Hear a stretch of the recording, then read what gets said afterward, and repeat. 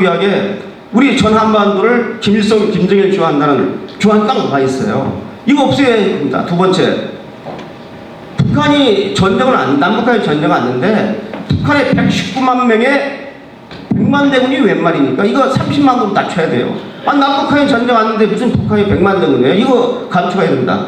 세 번째, 북한이 가지고 있는 핵 다 없애야 되고 대량 살상 무기 다 없애야 됩니다. 남북한이 전쟁 왔는데 북한이 대량 살상 무기가 웬 말입니까? 화학탄만 말이죠. 2,500에서 5,000톤을 가지고 있어요, 북한이.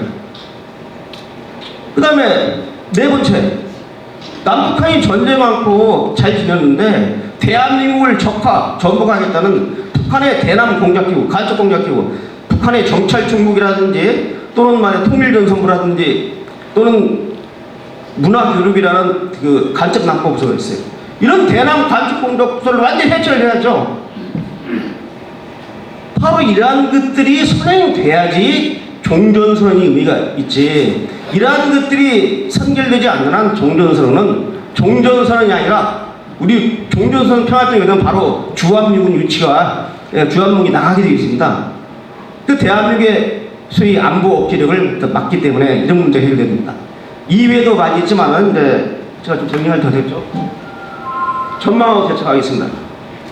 이 자세한 내용은 제가 우리 그 자료집에다가 무려 상세하게 그 논구를 제시해놨기 때문에 참고하시고요. 시간이 제한되기 때문에 결론을 가겠습니다.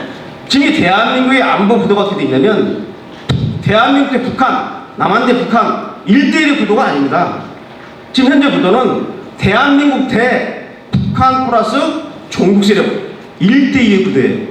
이게 북한은 앞에 있는 적이고 우리 내부적이 북한을 추론한 내부적이 우리 뒤통수에다 좀 총을 겨누고 있기 때문에 지금 싸움이 남북한 1대1의 싸움이 아니라 1대2의 싸움이라는 것을 우리가 분명히 알고 됩니다. 자, 두 번째는 뭐냐면 자꾸 이 김정은이가 개혁개방을 한다. 이 북한이 전략적으로 변했냐는 여부인데 올 1월 1일부터 지금까지 이 북한의 변화, 남북 그 정상급 회담을 2번이나 하는 이 상황에서 이 북한이 보이는 일련의 변화는 본질적인 전략적 변화가 아니라 전술적 변화에 불과한 건데 이 전술적 변화를 가지고 북한이 마치 본질적으로 변한 것처럼 하고 있는데 이거 보시면 압니다. 여러분 자꾸 개혁개방을 이해하는데 북한의 개혁개방이 중요하지 그렇지만은 이 북한이 말하는 개혁이 뭐냐? 우리가 말하는 개혁은 민주개혁입니다.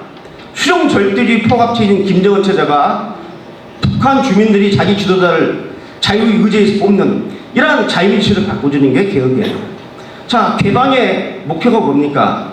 북한의 사회주의 경제체제를 자유시장 경제체제로 바꿔주는 거, 이게 바로 개방의 궁극 목표입니다. 그런데 김정은이한테 개혁개방하는 소리는 너 죽으라는 소리입니다. 너 권력 내놓고 북한 포기하고 기득권 내놓고 죽으라는 소리인데 내가 김정은이라도 개혁개방 못합니다.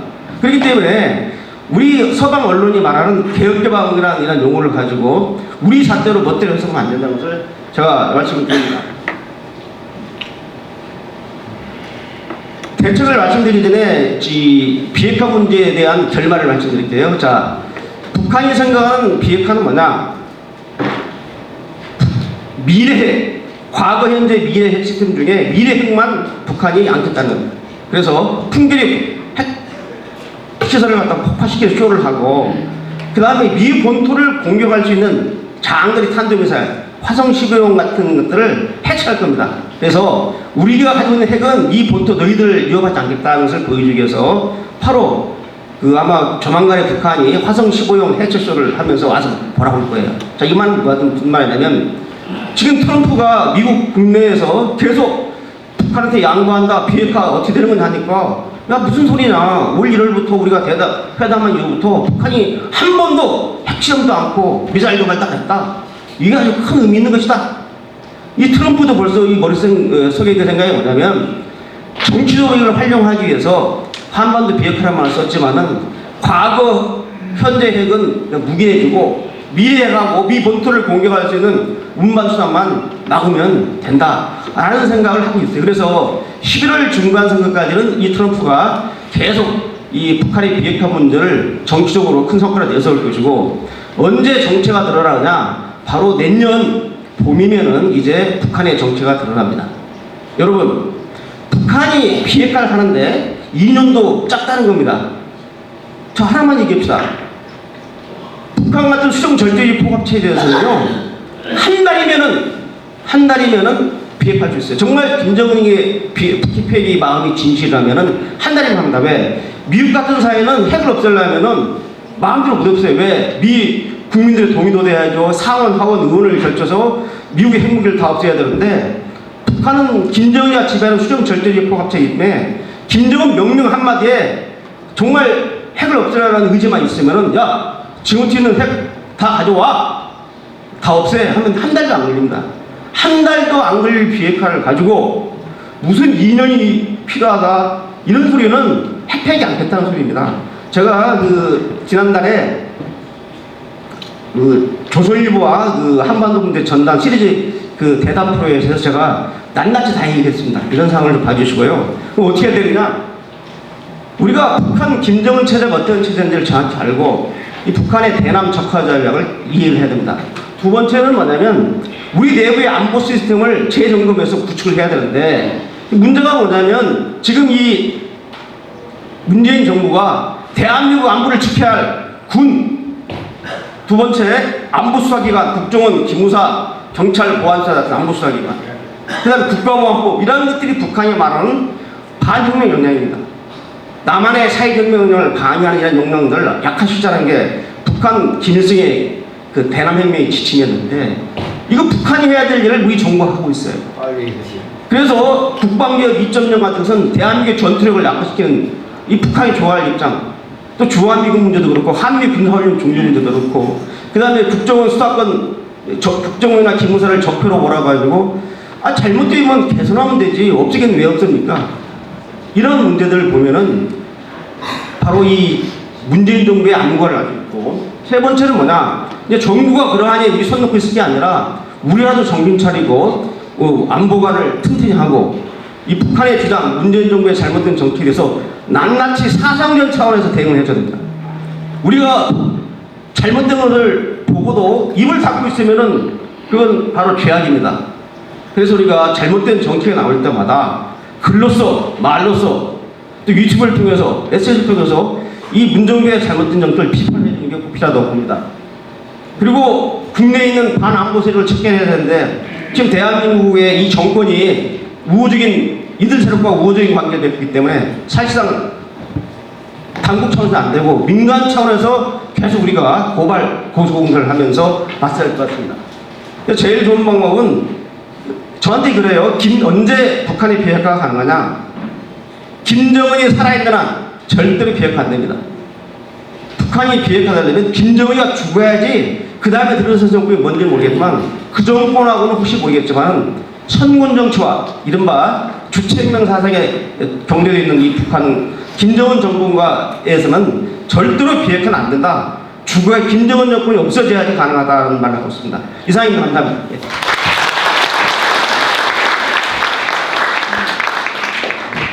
유동열 원장님의 말씀을 듣고 나니까 이영훈 교수님께서 아까 말씀하신 이 자신을 해체하고 있다라고 하는 말, 이게 더 와닿습니다. 우리의 자유와 우리의 안보와 우리의 재산을 지키기 위한 노력을 계속해서 해나가야 될 것으로 생각이 듭니다. 그러면 이제 네 번째 주제, 건국 70년 과제, 북한의 인권과 통일이라는 주제로 김태원 한전 대표님께서 말씀해 주시겠습니다. 네, 안녕하십니까. 자, 그러면 오늘 우리가 이번에 2018년 8월 15일이 건국 70주년이다. 그럼 70년 전 1948년 8월 15일 대한민국을 건국해서 오늘에 이르렀는데, 현재 우리나라의 건국의 정당성이나 또 현재 안보 여력이라든지 이런 건 이제 말씀 잘 해주셨습니다. 자, 그럼 우리의 과제는 무엇이냐? 저는 이것을 바로 인권과 통일이라고 저는 생각하고 있습니다.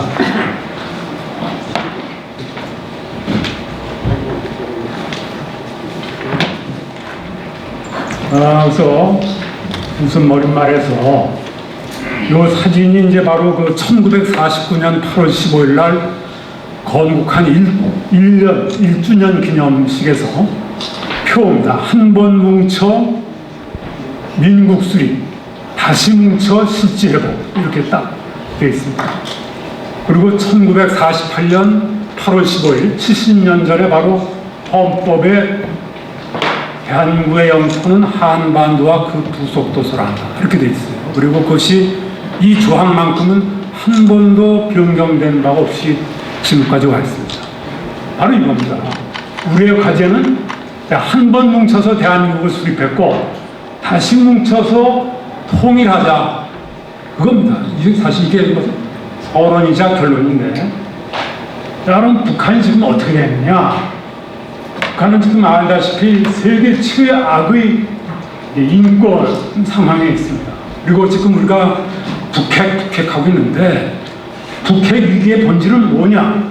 바로 북한의 인권이 없는 겁니다.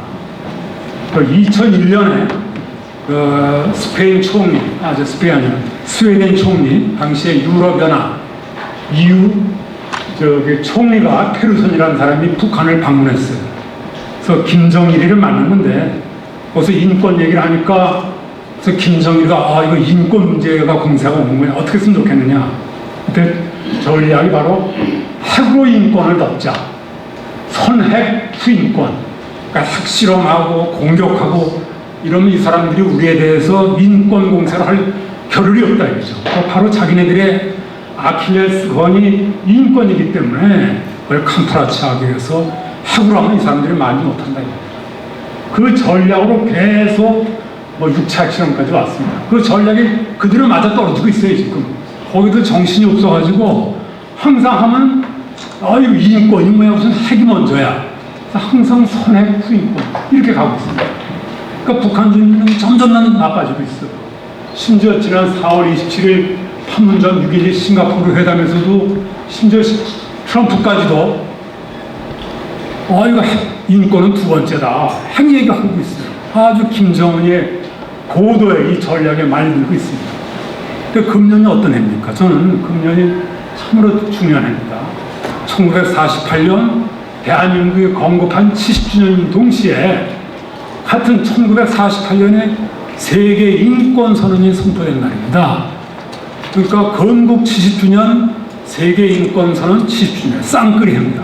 그래서 우리는 이 보편적 인권을 잣대로 해서 북한 동포를 구출해가지고 민족의 영원인 통일을 우리가 이루어야 된다, 이렇게 봅니다. 다시 돌아가서 아까 말한 한 번 뭉쳐 민국 수립 실제로 해야 된다, 통일입니다. 그래서 저는 우리 건국 70주년의 과제는 이제 통일이다, 저는 이제 이렇게 보고 있고요. 이제 그 전에는 북한의 인권이 어떤 상황이냐, 잘 알다시피 주체사단이죠. 수령 절대주의입니다. 그 사람이 모든 것의 주인이라고 그러는데, 그 사람이란 무슨 결국엔 수령의 교실을 충실히 이해하는 사람. 수령은 바로 사회적 생명체의 뇌수를 머리. 그러니까 그 사람의 지도에 따르는 사람만이 사람이고 주체성을 실현한다. 그래서 법 규범 체계를 보면 우리나라에서는 법치주의에서 헌법이 제일 위가 아니라 수령의 교실가 제일 위고, 그 다음에 10대 원칙, 그 다음에 노동당 규약, 헌법 법률 이렇게 나와서 이 주체 사상이 교리가 되어 있고, 또 하나는 이제 집단주의와 계급주의죠. 북한 헌법에 보면 하나는 전체를 위하여, 전체는 하나를 위하여 이렇게 되어 있습니다. 그러니까 집단주의다, 개인주의가 아니죠. 헌법도 주권은 어디에 있느냐? 근로인민에게 있다고 되어 있어요. 모든 국민이 아니라 근로인민, 여기는 계층이라는 얘기입니다. 이렇게 되어 있고, 또 하나는 이제 상대주의입니다. 그러니까 인권은 국권이다 해가지고 내정 간섭의 대상이 될 수 없다. 상대주의다. 그 나라마다 인권이 다 다르다. 이렇게 이제 되고 있어요. 이러한 인권 정책을 가지고 있는데, 그 결과 현재 북한 인권의 실상은 어떠냐? 딱 유엔에서 지정을 했어요. 2014년 2월 전에 획기적인 해라고 합니다. 이 양반이 마이클 컵이라고 유엔 북한 인권 조사위원회 위원장인데, 이거 바로 조사 보고서예요. 여기서 딱 규명을 했어요. 반인도 범죄다. 어떻게 해서 왜 반인도 범죄냐? 이 영어로 표현이 됩니다. 시스테마틱, 조직적이고 와이드 스프레드, 광범위하고 그로서 심각한 인권 침해가 일어나서 이것이 반인도 범죄를 이루고 있다. 쉬운 말로 하면 저는 이렇게 봅니다. 이건 천벌을 받을 범죄다. 인륜에 반하는 범죄다. 뭐 이렇게 말할 수 있는 아주 조직적이고 광범위하고 심각한 인권 침해가 일어나고 있다. 그래가지고 그래비티, 그 심각성, 또 스케일, 규모, 그다음 네이처, 본질이 현대 사회에서 유례를 찾아볼 수 없다. 이렇게 이제 규명을 했어요. 유엔에서. 우리가 한 게 아닙니다. 그러니까 그것이 또 싱글 퍼슨, 한 사람에게서 수프림 리더, 그 최고 지도자에서 이렇게 저질러 지고 있다. 이렇게 규명을 했습니다. 그래가지고 이제 그때부터 이게 이제 한 원인이 보호 책임을 적용을 했어요. R2P라고 하는데, Responsibility to Protect. R2P 원칙을 저는 아주 획기적으로 최초로 명시로 선언을 했어요. 묵시적으로 선언하는 건 제일 먼저 하는 거는 리비아의 까다피, 그 사람을 몰아낼 때 이 보호 책임을 했는데 거기서 명시는 안 했어요. 근데 바로 이 북한 인권을 하면서는 이 R2P 원칙을 명시를 했습니다. 그래서 이걸 해가지고 이제 유엔이 집단적으로 개입해야 된다 이렇게 했어요. 그래서 개입하는 방법은 또 리비아의 까다피를 몰아낼 때처럼 연합군이 들어가는 것도 있었지만 이번에는 우선은 안보리에 회부하자.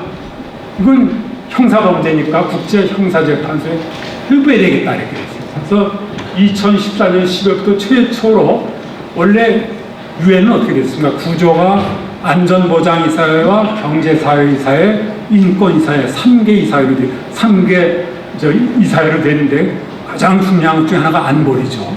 안보리라는 것은 원래 안전과 보장 시큐리티입니다. 근데 거기서 이제 인권을 논의하기 시작해요. 이게 최초예요. 인권을 논의하기 시작합니다. 북한 인권에 있어서 2014년부터 안보리에서 이제 이 북한 인권을 이제 다루기 시작했습니다. 왜 다루느냐? 이제 국제형사재판소에 회부하는 논의를 시작한 거죠. 그 전 단계로 2015년에 6월 23일에 바로 종각 글로벌 센터 거기에 유엔의 사무소가 들어와 있어요. FBS라고 해서 유엔 북한 인권 현장 사무소가 와서 이 사무소에서 뭘 하겠느냐? 증거를 수집하겠습니다. 그러니까 김정은이를 국제형사재판소에 회부하기 위한 증거를 체계적으로 지금 수집을 하고 있다 하는 것입니다. 그렇게 하고 그래서 이제 우리나라도 정신 바짝 차려가지고 영 통과되지 않던 법이 2016년 3월에 북한인권법이 드디어 통과됐어요. 11년 만에 2005년에 최초로 이제 김문수 지사가 이제 발의를 했던 게 11년 만에 2016년에 통과돼서 이제 9월 4일부터 시행이 돼서 이제 돌아오는 이번 9월 4일 시행 2주년이 됩니다. 그 중요한 게 바로 북한인권 기록센터와 북한인권 기록보존소. 이것이 아까 말씀드린 바로 이겁니다. 이 유엔의 현장 사무소와 똑같은 역할을 하는 거죠. 그러니까 증거를 수집하고 있는 그런 작업을 하고 있습니다. 그렇게 되고 작년 10월 19일 제72차 유엔 총회가 있었고 여기서도 역시 북한을 국제형사재판소에 해보려는 논의가 있고 또 금년도 7월 20일에 미국에서도 또 북한인권법 재승인법이 통과돼서 다시 또 이것 증거를 수집하고 있습니다. 그런데 안타깝게도 안보리에서 이게 안 되고 있어요. 안전보장이사에서 상임이사국이 5개국인데 잘 미국, 영국, 프랑스, 그다음에 이제 러시아와 중국인데 이 러시아와 중국이 계속 거부권을 행사하는 바람에 지금 안 되고 있습니다. 그렇게 돼 있는데 그럼 실상은 어떤 거냐? 보면 이제 생명권입니다. 모든 인권의 기본은 사람의 생명이 있어야 되는 거 아닙니까? 그 생명권이 북한에서는 전혀 존중이 되지 않고 있죠. 사법권의 독립이 전혀 없습니다. 잘 알다시피 통일연구원에서 나온 거면 2000년도 이후에 뭐 확인된 것만 공개 채용이 1382명으로 확인이 되고 있고 잘 알다시피 장성태라든지 북한 국방위원장 현영철 이게 뭐 대공기관총으로 난사가 됐죠. 이 대공기관총이 보다시피 포신 하나가 14.5mm짜리 아닙니까? 이게 4개 포신인 걸로 이게 6대로 6대로 30m 앞에다가 장성택이 현성철을 세워놓고 쏴버리니까 이게 뭐 흔적도 없어지는 거죠. 이게 잔인하게 죽여가지고 공포심을 유발시키는 거죠. 이런 식으로 해서 생명권이라는 것을 완전히 무시하고 있고 또 잘 알다시피 이건 뭐 김정남 아닙니까? 그 작년 2월 13일에 화학무기 VX라고 이건 전쟁 무기에서도 쓸 수 없는 걸 갖다 동원해가지고 자기가 이복형을 갖다 이렇게 죽였고, 그다음 김정은이가 집권해가지고 현재까지 최고위 측면에서 300명을 지금 죽였습니다.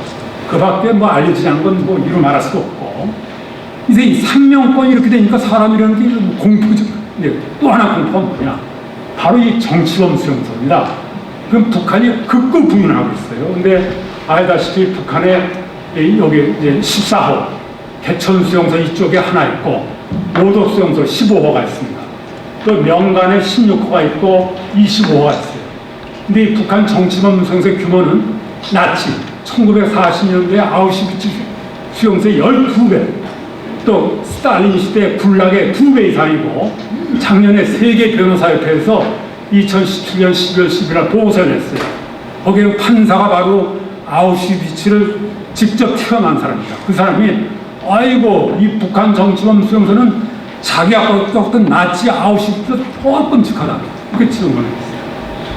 이렇게 돼가지고 이게 지금 크기가 5만 내지 5천 명 내지 5만 명씩 각각 수용을 하고 있는데, 크기가 서울 특히 면적 이상 엄청 큰 데를 하고 있어요. 그리고 그중에 특히 주의할 게 이게 한북 길주군의 풍계, 여기가 문제입니다. 여기 보면은 이 길주군에 바로 뭡니까? 풍계리, 여기에 북한의 핵실험장입니다. 여기에 만탑산인데 풍계인데, 여기에 사실 여기 의문이 안 생깁니까? 왜 김정은이가 자기가 자랑하는 6차 핵실험까지는 핵실험장을 왜 안 갔을까?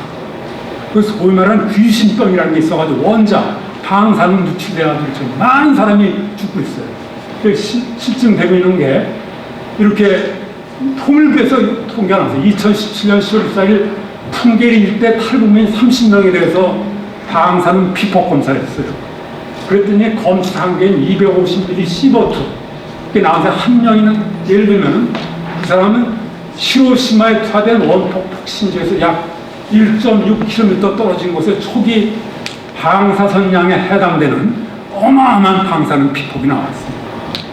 그래서 이것이 지금 통일부에서 이걸 정확하게 이게 꼭 방사능이다 이렇게 단정을 안 짓고 있는데, 그러는 건 저희는 참 유감스럽게 생각하고 있어요. 왜냐하면 민간단체는 21명이 되는 사람들이 전부 두통 뭐 이렇게 해가지고 원자병이라는 거죠. 이렇게 돼 있어요. 근데 문제는 여기뿐만이 아니다. 북한 전역이 그 핵실험장 뭐 그 보관소 이런 데서 누출이 돼가지고 이런 게 굉장히 많은 것이다. 저는 이렇게 보고 있어요.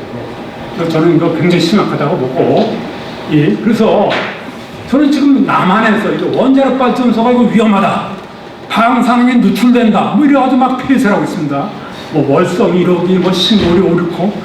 근데 저는 정말 이 북한에 이 무수한 이 방사능 오염이 굉장히 많을 것이다, 저는 이렇게 보고 있어요. 그러니까 저는 우리나라가 통일이 되면은 금수강산은 옛말이 될 것이다, 이렇게 보고 있어요. 솔직히 이게 우리가 이 경각심을 빨리 가져야 되겠다. 남한의 이 원자력 발전소는 펄펄 뛰면서 이 북한의 이 많은 이 방사능 오염집을 우리가 어떻게 할 것이냐, 이게 우리의 큰 과제라고 봅니다. 그리고 이 북한 정치범소에게 이 노독수용소를 위성차 구글에서 촬영한 큰 하나의 뭐 큰 군이나 이사입니다. 여기 안에 학교도 있고 광산도 있고 뭐 숙소도 있고 뭐 공개 체험지도 있고 큰 노독수용소. 그 이 안에서는 모든 롬 스태튜트, 이게 뭐냐, 로마 규정입니다. 국제 형사재판소 규정인데, 거기에 일어나는 모든 반인도 범죄가 여기 아주 종합백화점처럼 이 안에서 벌어지고 있다. 그 중에 하나가 이렇게 모든 몹쓸 짓을 이 안에서 다 하고 있습니다. 뭐 여자들 빨개 벗겨가지고 성이 도는 거 하나 얘가 있는데, 이렇게 해서 이제 구금시설을 이렇게 벌어지고 있고, 또 하나는 이게 정치원소, 또 하나는 이제 교화소입니다. 이런 교화소는 우리나라로 치면 이제 교도소인데, 이 교도소도 이렇게 전국에 이렇게 많이 있는데, 이게 또 엄청납니다. 이게 이제 위성 촬영을 한 거고 전국에 이렇게 있는데, 이 안에서 일어나고 있는 인권 침해라는 것이 어마어마해요. 이건 우리가 딱 크로스 체크한 건데, 2000년 6월부터 2001년 1월까지 6개월간 850명이 사망을 했어요. 아까 말씀드린 여러 교화소 중에 전거리 교화소라는 게 하나 있는데 6개월간 850명. 또 2006년부터 2007년까지는 매월 한 달에 10명 이상이 죽었고, 그래서 시체실에 토끼가 정말, 쥐가 토끼만 해요. 왜냐하면 이 시체를 쌓아놓으니까 시체 귀도 파먹고 코도 뜯어먹고 이렇게 해서 그냥 쥐가 커가지고 토끼만 하더니 실제로. 그래서 속박을 하고 또 2007년부터 2011년까지는 매일 평균 이틀에 세 명씩 주고.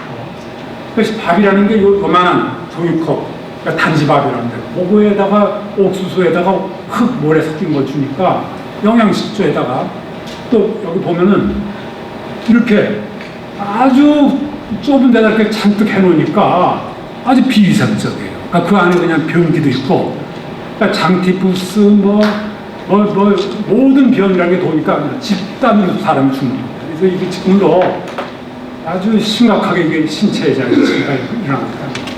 그 다음에 또 하나 유형은 바로 이 사상표현, 종교에 대한 치. 세뇌라가 어렸을 때부터 종교 집단하고 있죠. 그래서 정식으로 세계 2007년에 발표한 거는 북한의 주체 사상은 완전히 종교입니다. 세계 10대 종교에 들어가고 있죠. 그 신도수가 1900만이에요. 북한 신도수 1900만. 정식으로 이거는 종교 집단화가 되어 있다.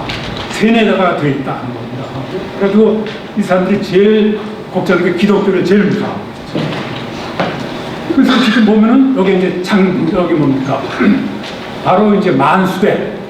이게 만수대인데, 그 김일성, 김정일이 동상인데, 근데 참 슬픈 게 이게 23m짜리 이게 금동상을 이제 금동상에 써졌는데, 여기 완전 우상숭배 현장이죠. 자, 여기가 바로 장대현 교회. 참 동방의 예루살렘이라고 했던 북한의 장대현 교회가 있던 자리입니다. 여기가 바로 가짜 예수가 지금 들어가지고 이렇게 수령 절대주의가 좀 펼쳐지고 있습니다. 그래서 완전히 이렇게 돼 있고, 그럼 식량권 침해. 완전히 이게 지금 2010년대 처녀 꽃제기죠. 바로 그 잎을 뜯어먹다 죽었는데, 판문점 가면 이렇게 젊은데 이렇게 미군, 대한민국 국군, 이제 북한군 이렇게 키가 작죠. 이게 이제 고난의 행군이라는데 저는 이 고난의 행군이라는 용어를 버리지 않아요. 죽음의 행진이다, 죽음의 행진. 무슨 고난의 행진이냐, 죽음의 행진이다, 이렇게 말하고. 그 식량권 침해가 이렇게 자심하고, 그 다음에 이동권 침해입니다. 국경 봉쇄를 해가지고 이건 이제 독일에서 최초로 탈출했는데, 작년에 우리 오청성 병사가 판문점에서 나오지 않았습니다. 아주 이동권 침해가 아주 극심합니다. 그럼 북한 인권을 개선을 해야 되겠는데, 개선을 하려면 어떻게 해야 되겠느냐? 뭐 다른 거 취급하고, 근데 지금 북한이라는 게 이렇게 섬나라처럼 돼 있지 않습니까? 뭐 갈 수가 없어요. 그러니까 정치가 돼 있는데, 그러니까 통일만 되면 우리가 이게 14일밖에 안 되지, 지금 30일 이상이 걸립니다. 이게 정체가 돼 있고 시간이 없어서 그러는데, 그게 과제는 뭐냐? 무슨 강력한 통일 의지가 있어야 되겠다. 강력한 통일 의지. 근데 좀 우려스러운 게 문재인 대통령이 제가 2018년 3월 남북 정상회담 준비한다면서 남북이 함께 살든 따로 살든 서로 간섭하지 않고 서로 피해주지 않고 함께 번영하며 편하게 살 수 있게 만들어야 된다. 저는 이게 굉장히 중요한 말이라고 봅니다. 이랬는데 대번에 말이지. 여론조사를 했더니 2018년 5월 대북 정책은 통일을 지향하는 게 아니라 남북 간의 평화 공존을 추구해야 된다. 이렇게 보고 있습니다. 저는 이게 우리 건국 정신을 정면으로 이겨야 된다고 봅니다. 그래서 이제 통일하려면 그러니까 북한 인권법 우선 준수해야 되고, 다음에 북한 주민의 알 권리 신장해야 됩니다. 북한 주민들에게 인권을 시도해야 돼요. 그래서 우리 단체들이 많이 풍선도 보내주고 있는데 끊임없이 이런 활동을 해야 된다. 이 대북 라디오 확성기 방송도 지난번 4.27 판문점 회담한다는 이거 철거해버렸는데 저는 아주 유감스럽겠습니다. 이렇게 돼 있고 알 권리 이제 계속 실현을 해야 된다는 거고, 다음에 이동권 갈 수 있게 가야 됩니다. 예를 들면 2015년 9월 2일 날 뚜르디 시리아가 어린애 3살짜 이거 보고 그 전까지는 유럽에서 난민 정책을 안 받아들였는데 이거 보고 감동이 돼서 받아들였거든요. 근데 우리나라는 그 이전부터 이미 두만강에서 얼어 죽은 우리 북한 여성입니다. 이런 게 비일비재로 생기고 있어요. 지금도 우리 관심 전혀 안 가지고 있습니다. 너무나도 딱한 현상이고, 지금도 이 중국에서는 계속 탈북민들이 이렇게 오다 다 끌려가고 있어요. 강제 북송되고 있습니다. 이거 빨리 우리가 해결해야 된다. 중국의 강제 북송 정책을 어떻게든지 이걸 철폐해야 되겠다. 일본 대사관 앞에서 위안부 문제만 할 게 아니라 중국 대사관 앞에서 우리 강제 북송 저지운동 해야 되겠다. 근데 우리 사회는 그렇기는커녕 지금 모처럼 넘어온 우리 유령식당 정원들 이 사람들도 무슨 납치 의혹을 해가지고 좀 돌려보내려고 야단 법석을 피고 있다. 그래서 이게 지금 우리 여러 북한권 단체들이 그 민변이라는 사무실 가서 항의를 하고 있는데 이게 참 심각하다. 그런데 그 다음에 이제 뭐 책임규율, 아까 좀 안노래 국제형사재판도 회반 운동을 계속해야 됩니다. 굉장히 중요하고, 또 제가 이제 네덜란드 헤이그 국제형사재판소에 소장도 내고 그러는데 포기하지 말고 우리는 끊임없이 계속해야 된다. 그 결론이 저는 그 결론이 뭐냐면, 자, 북한은 말입니다. 이게 2010년 10월 10일 노동당 창건 65주년 기념 열병식에서 이 김정일이가 죽기 1년 전에 자신의 건강보다 아들의 미래가 더 염려해서 정말 김정일이다 물끄러미. 이건 저는 이렇게 상징적으로 김정은 체제의 미래를 상징적으로 좀 보여주고 있다 보고 있습니다. 북한은 정말로 암담한 망할 날이 얼마 안 남았다 이렇게 보고 있습니다. 그래서 그런데 지금 그래서 미국 이게 이코노미스트라고 세계 3대 영향력 있는 주간지죠. 거기서도 이미 2011년에 김정일이 죽었을 때 레짐 체인지가 나비다 그랬어요. 레짐 체인지. 레짐 체인지는 호프만 해서 안 돼, 희망만 해서 안 되고 플랜을 짜라. 이미 그렇게 얘기했어요. 근데 우리는 지금 현실은 어땠어요? 통일 저리 가라. 그래서 저는 지금 끔찍한 게 이게 마틴 루터 킹이라는 사람이 이렇게 했어요. 지금 전 악한 사람들의 거친 아우성이 아니라 선한 사람들의 소름 끼치는 침묵, 점프 침묵하는 거예요. 북한전에도 남의 상관 아주 침묵 이거 깨야 돼요. 행동해야 됩니다. 심지어 저는 이제 이게 1989년이에요. 10월 24일 빌리 브란트 아시죠? 독일의 동방정책을 세운 사람입니다. 독일에서 통일을 마땅했다고 하는데 이 양반이 89년 10월 서울에 왔어요. 와서는 통일을 물어봤습니다. 독일과 남북한 통일 때 남한이 먼저 될 겁니다.